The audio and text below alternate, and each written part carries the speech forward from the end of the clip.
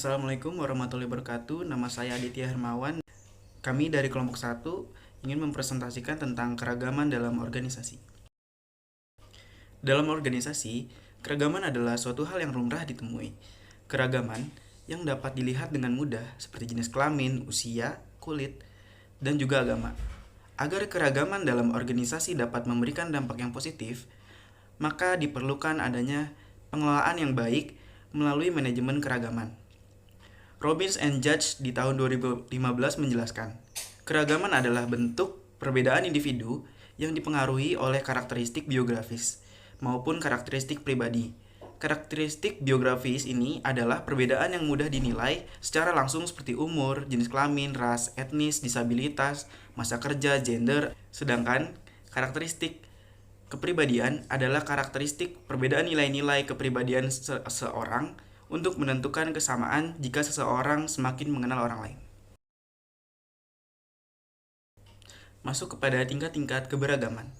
Keragaman individu dalam organisasi diartikan sebagai kumpulan dari beberapa persamaan maupun perbedaan latar belakang individu pada dimensi nilai, keyakinan, opini, atau suatu hal penting dalam proses pengambilan keputusan organisasi ataupun perusahaan, yang mana ini suatu hal yang perlu dikelola dengan baik. Beberapa aspek yang termasuk dalam keberagaman organisasi diantaranya adalah usia, latar belakang, personal, pendidikan, gaya hidup, dan juga pengalaman kerja. Terdapat dua tipe tingkat keragaman, yaitu yang pertama adalah keragaman level permukaan atau surface level diversity, yaitu melihat perbedaan-perbedaan dalam jenis kelamin, ras, etnis, umur yang dapat memunculkan stereotip tertentu. Yang kedua, ada keragaman level dalam atau deep level diversity. Melihat perbedaan dalam nilai-nilai, kepribadian, preferensi kerja, semakin mengenal orang lain dengan lebih baik.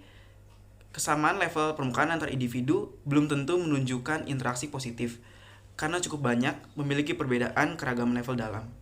Perbedaan individu dalam kepribadian dan budaya membentuk aspek perilaku dalam organisasi, gaya komunikasi, respon kepada pemimpin, dan juga cara bernegosiasi yang benar. Baik, perkenalkan nama saya Abdul Aziz. Saya ingin menjelaskan tentang bagaimana pengertian dari karakteristik biografis. Karakteristik biografis adalah karakteristik yang dimiliki individu atau perseorangan seperti usia, jenis kelamin, ras dan etnis, disabilitas, serta masa jabatan. Yang pertama-tama adalah umur atau usia. Di sini saya akan menjelaskan bagaimana hubungan erat antara umur dan kinerja. Pekerja usia yang tua biasanya memiliki kelebihan, yakni pertama pengalaman, yang kedua penilaian, yang ketiga etika kerja yang baik, serta yang terakhir ada komitmen terhadap kualitas.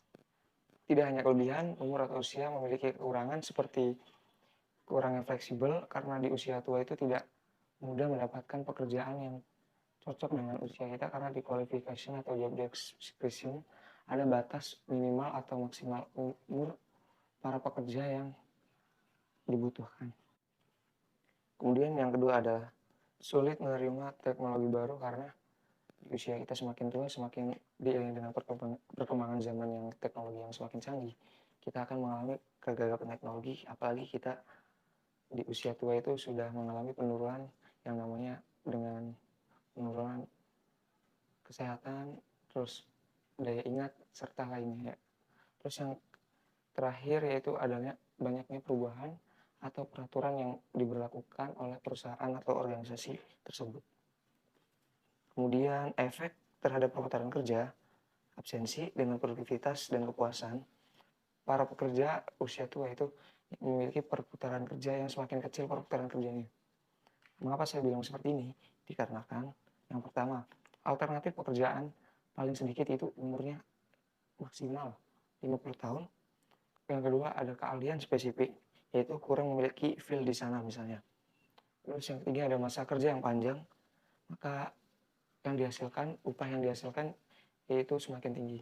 Di sini di dalam perputaran kerja, semakin tinggi umur atau usia, maka akan semakin menurun kualitas diri kita.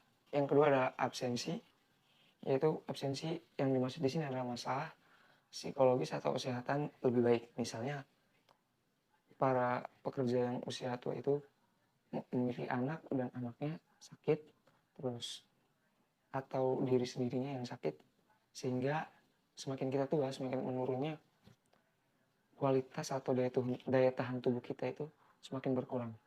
Terus yang ketiga ada produktivitas.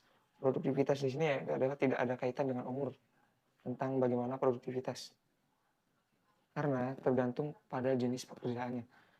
Dia memiliki pekerjaan yang lebih berat atau ringan, biasa saja. Terus yang terakhir ada kepuasan. Kepuasan yang di sini yaitu yang dimaksud adalah untuk pekerjaan profesional, umur tua semakin kepuasan kerja akan semakin tinggi. Karena semakin tua kita akan lebih cepat puas. Kemudian yang kedua yaitu karakteristik dari jenis kelamin.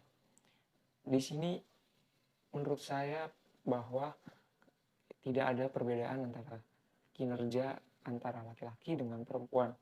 Dikarenakan menurut Timothy, kinerja perempuan itu lebih tinggi dibandingkan dengan laki-laki. Tapi keduanya saling memiliki konsisten yang sama, yaitu konsisten yang sama dalam kemampuan memecahkan masalah atau problem solving. Kedua adalah memiliki keahlian analisis. Terus yang ketiga ada dorongan kompetitif. Terus yang keempat ada motivasi. Dan yang terakhir adalah adanya kemampuan bersosialisasi atau kemampuan belajar. Efek diskriminasi pada jenis kelamin ini, yang pertama adalah proporsi jumlah pegawai pria lebih besar daripada wanita. Terus ada banyaknya kasus pelecehan seksual. Terus yang ketiga ada stres psikologis yang lebih tinggi. Dan yang terakhir adalah kepuasan kerja yang lebih rendah. Selanjutnya ada yang ketiga yaitu ras atau etnis. Ras di sini yaitu yang dimaksud pengelompokan berdasarkan ciri biologis dari warna kulit, bentuk kepala, terus bentuk rambut, tinggi badan, dan lain-lainnya. Terus yang kedua ada etnis. Etnis di sini yaitu yang dimaksud dengan kelompok sosial, budaya, adat, agama, bahasa, suku, dan lain-lain. Contoh diskriminasi dari ras dan etnis yaitu misalnya kita dari ras ya ada warna kulit putih dengan warna kulit hitam. Di sini sangat berpengaruh karena kualifikasi dalam pekerjaan yang dibutuhkan oleh seorang perusahaan, yaitu dibutuhkannya adanya penampilan yang menarik, misalnya berkulit putih dan bersih. Terus yang kedua ada etnis. Etnis di sini yaitu tentang pertentangan dengan agama, minoritas dan mayoritas dalam suatu negara. Terus kemudian yang keempat yaitu ada masa kerja. Masa kerja berhubungan positif terhadap pekerjaan. Karena semakin lama seseorang bekerja dalam suatu perusahaan, maka semakin kecil kemungkinan untuk dikeluarkan dari perusahaan tersebut, kecuali ada keinginan resign dari individu tersebut.